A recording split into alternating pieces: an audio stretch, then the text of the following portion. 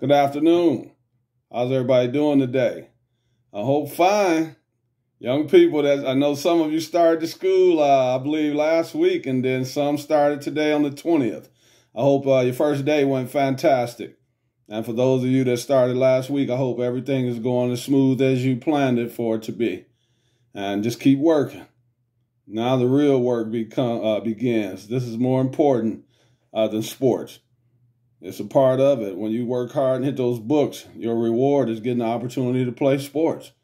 So make sure you appreciate that and you thank your parents or those who are raising you. If it's not your biological parent, whoever it may be, make sure you give them the love they deserve for making things happen for you.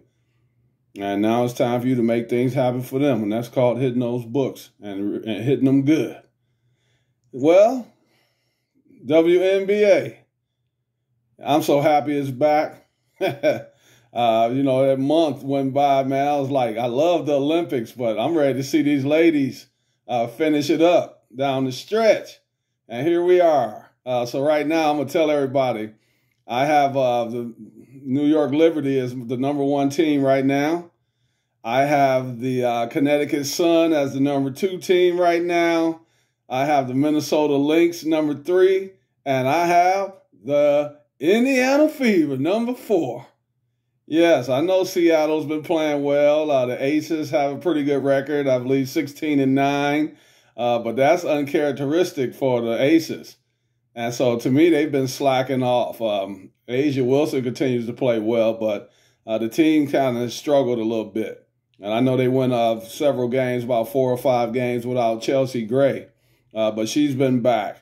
And they've won a few games, but they still don't look like the champions that I'm used to seeing. Of course, it could turn around, but I got to be honest. The Indiana Fever right now look like the team that's going to give the New York Liberty lots of trouble. And I hope a lot of you realize in the playoffs, the WNBA, it's not about the conferences. I know they have 2 conferences, 12 teams, but that doesn't matter. It's all about the rankings. And I'm hoping eventually the NBA gets down to that, where they just take the best teams and they seed them that way by the record. I don't care what conference it is. But yeah, Indiana's going to be tough. Caitlin's been playing well. I know she had 5 turnovers, I believe, the last game, but those turnovers aren't meaning as much as they were in the first half of the season. She's putting more effort on the defensive end. And if you notice, I said that before about her trying to pad her stats, her rebound stats. If you notice, she's been averaging about 5 or 6 rebounds lately. But the team has continued to improve. And that's because she's putting in more effort on the defensive end. And that's all I ever wanted to see from the beginning. But man, I got to give it up to Hull has been playing well. Kelsey Mitchell has been playing well. Aaliyah Boston has been playing well. They've been getting something still from Nalissa Smith.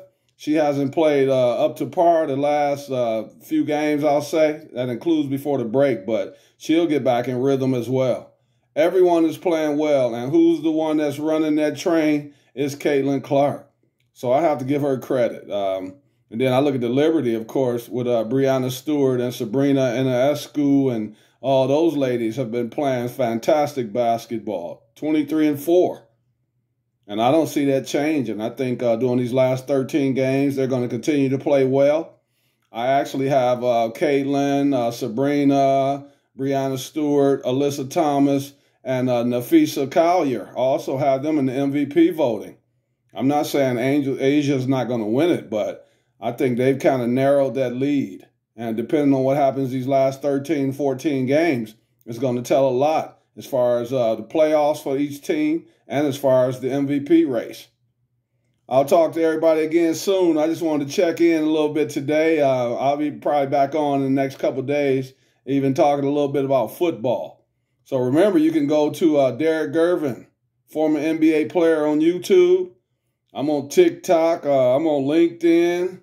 Hey, let's talk basketball. Let's talk football and some of those sports, other sports if you like to. I like to talk about tennis as well. I'm a big Jokic fan. Jokovic. And I like Carlos Alcaraz, Sinner. We got a lot of great players. And on the women's side, it's the same. I'm hoping Coco Gauff can get it together. She hasn't been playing well, but I think she can rebound from that, and then we'll see what happens. But everybody out there, take care. Young people, keep hitting those books. I love you. Yeah, all you young people, you mean the world to me. Just do your best, and you'll be rewarded for it. Everybody have a great day. Talk to you again soon. Viva San Antonio!